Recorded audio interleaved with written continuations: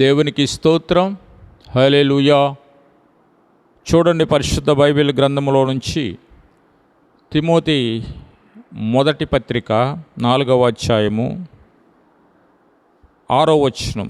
ఈ సంగతులను సహోదరులకు వివరించిన ఎడల నీవు అనుసరించుచూ వచ్చిన విశ్వాస సుబోధ సంబంధమైన వాక్యముల చేత పెంపారుచు క్రీస్తు యేసునకు మంచి పరిచారకుడువై యుందువు. అపవిత్రములైన ముసలమ్మ ముచ్చట్లను విసర్జించి దేవభక్తి విషయంలో నీకు నీవే సాధకము చేసుకొనుము. శరీర సంబంధమైన సాధకం కొంచెం మట్టుకే ప్రయోజనకరమవును కానీ దైవభక్తి ఎప్పటి జీవం విషయంలోనూ రాబోవు జీవం విషయంలోనూ వాగ్దానంతో కూడినదైనందున అన్ని విషయములలో ప్రయోజనకరమవును.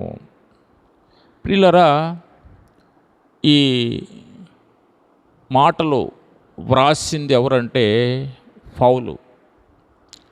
పౌలు తిమోతికి మొదటి లేఖ రాస్తూ ఆ లేఖలో నీవు పెంపారాలి, అభివృద్ధి చెందాలి, విశ్వాస సంబంధమైనటువంటి సుబోధలో నీవు పెంపారాలి అంటే వృద్ధి అవ్వాలి, హెచ్చించబడాలి అని చెబుతూ, అలా నువ్వు పెంపారాలంటే నీవు నేర్చుకున్న దాన్ని బోధించాలి, వివరించాలి, నీవు పొందుకున్నటువంటి అనుభవాన్ని అనేకులకి పంచాలి. అలాగా పంచుతున్నప్పుడు నీవు వృద్ధి అవుతావు. అదేవిధంగా అనేకులు నీ ద్వారా రక్షణలోకి వస్తారు. అలాగా జరగాలంటే చేయాల్సిన పని ఏంటంటే అపవిత్రమైన ముసలమ్మ ముచ్చట్లను విసర్జించాలి అన్నాడు. అపవిత్రమైన ముసలమ్మ ముచ్చట్లను విసర్జించి దేవభక్తి విషయంలో నీకు నీవే సాధకము చేసుకో. నీకు నీవే సాధకము చేసుకో అంటే నీకు నీవే దేవునితో గడపాలి, నీకు నీవే దేవునితో మాట్లాడి దేవుని దగ్గర నుంచి సంగతులు తెలుసుకోవాలి. ఒకరి మీద ఆధారపడడం కాదు, వేరెవరో ప్రార్థన చేయాలి నా కోసం, లేదా ఎవరెవరో నా తల మీద చేయబెట్టి ప్రార్థన చేయాలి అనేటువంటి తలంపు నీకొద్దు. నీకు నీవే దేవభక్తి విషయంలో సాధకం చేసుకోవాలి. రోజు ఎక్సర్సైజ్ చేయాలి, రోజు దేవునితో మాట్లాడాలి. దేవుడు మాట్లాడే స్వరం వినగలిగే సెన్సిటివిటీకి నువ్వు రావాలి. అయితే ఇవన్నీ జరగాలంటే అపవిత్రమైన ముసలమ్మ ముచ్చట్లను విసర్జించాలి. అంటే టైం వేస్ట్ చేయొద్దు. టైం వేస్ట్ చేయడం వలన, వృధాగా మాట్లాడటం వలన ఆ సంగతులు ఈ సంగతులు, ఈ ఊసులు, ఆ ఇంటి ఊసులు, ఈ ఇంటి ఊసులు అవన్నీ మాట్లాడడం వలన నీ సమయం వృధా అవుద్ది. నీవు భక్తిలో పెంపారలేవు, సుబోధలో పెంపారలేవు, వృద్ధి కాలేవు. అందుకని అపవిత్రమైనటువంటి ముసలమ్మ ముచ్చట్ల విసర్జించి దేవభక్తి విషయంలో నీకు నీవే సాధకము చేసుకొనుము అంటూ ఒక మాట అన్నాడు. శరీర సంబంధమైన సాధకము కొంచెం మట్టుకే ప్రయోజనకరమవును కానీ దైవభక్తి ఇప్పటి జీవం విషయంలోనూ రాబోవు జీవం విషయంలోనూ వాగ్దానముతో కూడినదైనందున అది అన్ని విషయములలో ప్రయోజనకరమగును. అంటే శరీర సంబంధమైన సాధకం, దాని అర్థం ఏంటంటే ఏదైనా గురి పెట్టుకొని శరీర సంబంధంగా ఒక కలెక్టర్ అవ్వాలి, ఒక డాక్టర్ అవ్వాలి, లేదా ఒక పొలిటికల్ లీడర్ అవ్వాలి, లేదా ఇంకా ఉన్నత స్థాయిలో మంచి బిజినెస్ మ్యాన్ అవ్వాలి, అనేకులకి సహాయం చేయాలి. ఇలాంటివి గురి పెట్టుకొని సాధకం చేసి కఠోర శ్రమ చేసి సాధించవచ్చు, మంచిది. కానీ అది శరీర సంబంధమైన సాధకము కొంచెం మట్టుకే ప్రయోజనం, అంటే ఈ జీవం వరకే ప్రయోజనం. నువ్వు ఒక 100 మందికి ఎంప్లాయ్మెంట్ ఇవ్వచ్చు, లేదా పోషించవచ్చు, 1000 మందిని పోషించవచ్చు, అది ఓకే, మంచిది. శరీర సంబంధంగా నువ్వు ఎంత సాధకము చేసి ఎంతగా హెచ్చుగా ఎదుగుతావో శరీరానుసారంగా ప్రతిఫలం కనపడుద్ది.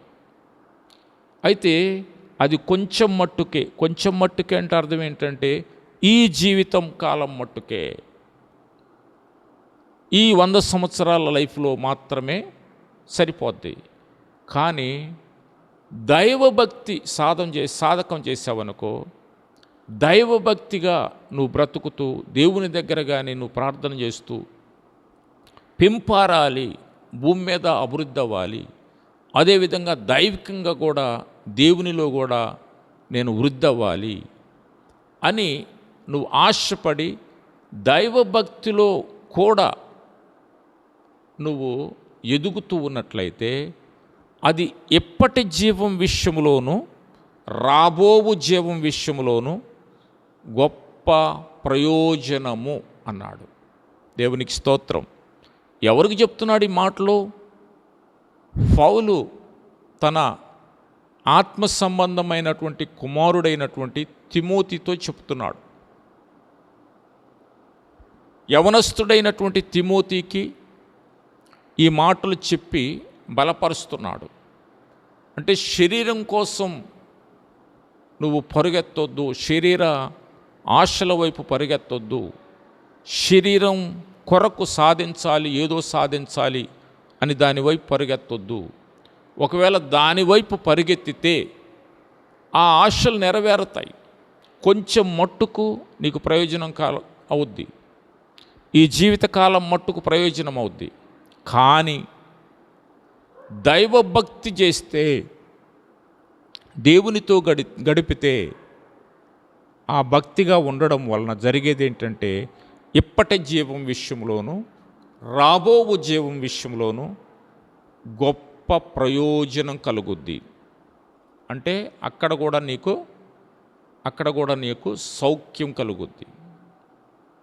అంటే దేవుని భక్తిలో ఎవరైతే స్థిరంగా సాధకం చేస్తూ దేవునితో గడపడానికి నిర్ణయం చేసుకుంటారో వారికి ఈ భూమి మీద ప్రయోజనం ఉంది, అదేవిధంగా పరలోకములో కూడా ప్రయోజనం ఉంది అని పౌలు తిమోతితో చెప్పుతూ ఈ మాట 9వ వచనం, ఈ వాక్యము నమ్మదగినదయు పూర్ణాంగీకారమునకు యోగ్యమునై ఉన్నది అన్నాడు.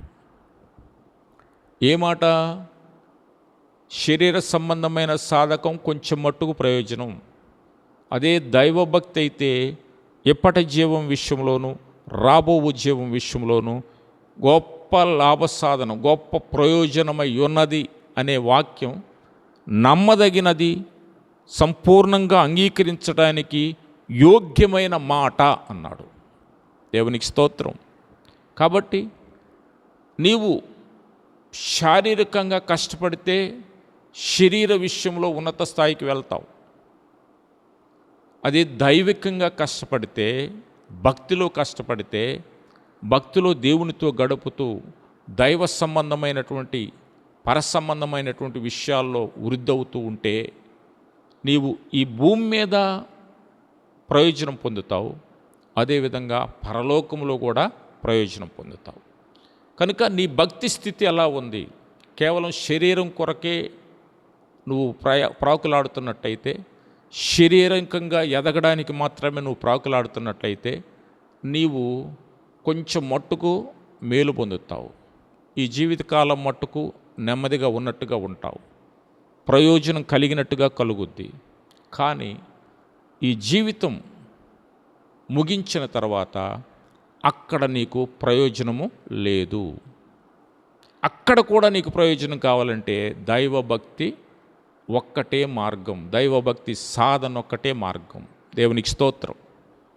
ఆ విధంగా మనందరము భక్తి సాధన చేసి ఈ భూమి మీద ప్రయోజనం పొందుతూ, అదేవిధంగా పరలోకములో కూడా దేవుని దగ్గర మనము ఉండి ప్రయోజనం పొందుదుముగాక. గొప్ప లాభ సాధనము, గొప్ప ప్రయోజనము అక్కడ కూడా మనం పొందుదుముగాక. దేవుడు తన మాటలు దీవించుగాక. ప్రార్థన చేద్దాం. పరిశుద్ధుడా, జీవము కలిగిన తండ్రి, నీకు వందనాలు. ఈ మాటలు మా హృదయాల్లో ముద్రించి ఈ మాటల ప్రకారంగా మేమందరం బ్రతుకున్నట్లుగా సహాయం చేయమని యేసు నామములో, నజరేయుడైన యేసు నామములో ప్రార్థించి వేడుకుంటున్నాం తండ్రి. Amen, amen.